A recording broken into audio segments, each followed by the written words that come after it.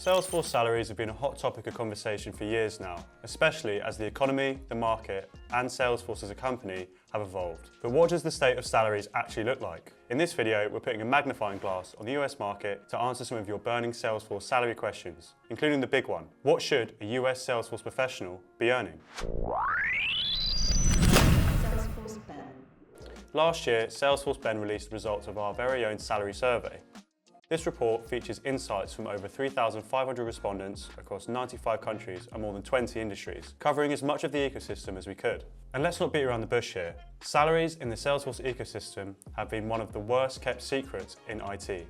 Salesforce professionals can expect a 25% higher salary than other IT enthusiasts working in competing technologies, such as SAP, ServiceNow, and Microsoft.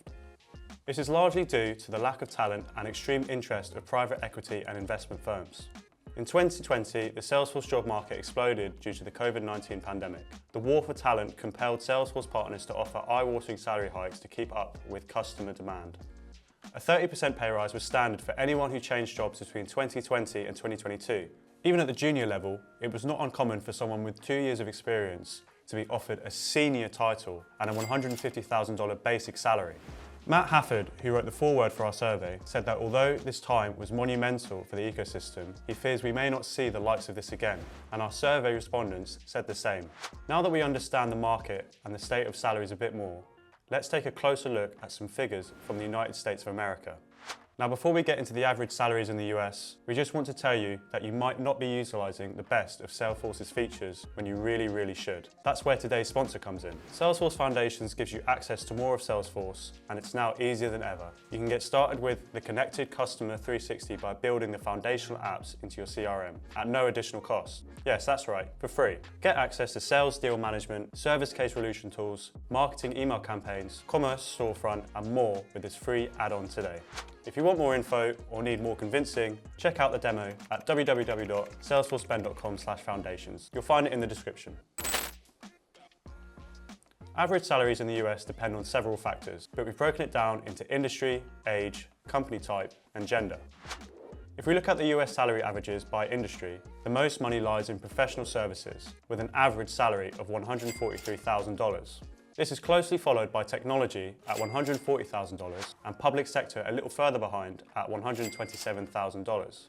According to Dice's latest tech salary report, the average Salesforce technology salary is 25% higher than the average tech professional in the US. This may come as a surprise, especially since we reported that Salesforce salaries overall were on a downward trend. In case you missed it, of the top 24 roles we recorded data for, 16 have experienced a salary decrease when comparing the earnings of those who secured a job in the past 18 months to those who were hired in previous years. Factor in inflation and the situation looks even less ideal. However, this is industry and role dependent.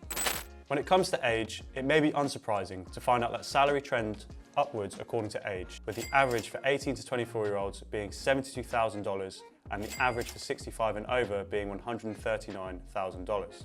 The difference between the top three age categories is not that notable, with the average for respondents aged 45 to 54 being $131,000 and $134,000 for respondents aged 55 to 64. Professionals in Salesforce at this age are likely senior in executive or C-suite positions to reflect higher salaries. According to our survey, the most money lies within the freelance sector, with the average freelance salary being $154,000. This is followed by SI/consulting company salaries, which sit at an average of $139,000, and end users, for which the average salary sits $119,000. Interestingly, employees who work at Salesforce as a company reported the lowest average salary at $118,500. However, this was likely influenced by the number of official Salesforce employees who responded to the survey compared to the respondents in different sectors of the ecosystem.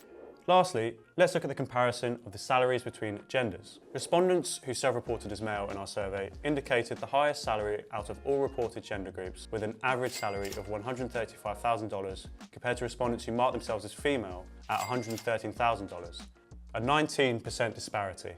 Respondents who identified as non-binary sat between these two numbers with an average salary of $122,000. Salesforce, much like the wider tech market, remains a male-dominated industry, much like it has done for many years. However, it's important to note that these averages only reflect gender averages and not the kind of roles the respondents were in. Additionally, Salesforce makes consistent efforts to nurture a diverse and inclusive ecosystem, setting an admirable example for the rest of the industry. If we look at the best paying Salesforce technical roles, it gives you an indication of exactly where the top salaries are being earned.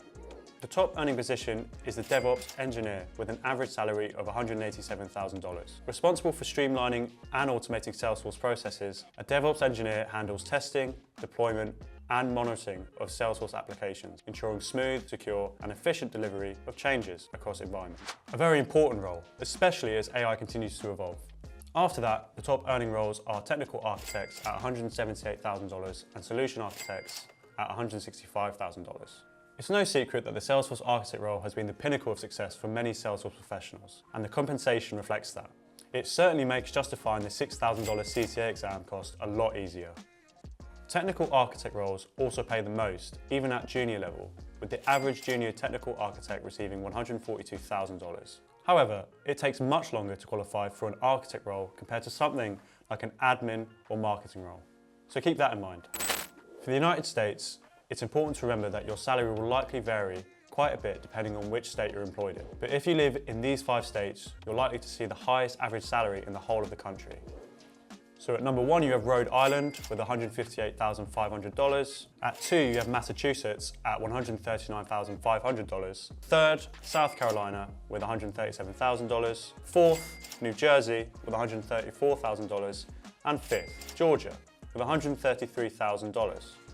It must be said that these are the top averages from the states that we receive data from. The states that we did not get enough data from include Idaho, Montana, San Diego, Vancouver, Arizona, and New Mexico. And that's it. That wraps up some of the top averages for Salesforce salaries in the US. Do you feel like you're being paid fairly according to these stats? Great. If not, it might be worth digging deeper and finding out why. For more information and a deeper dive, be sure to check out the full report, which you can find at the top of the video's description. Till next time.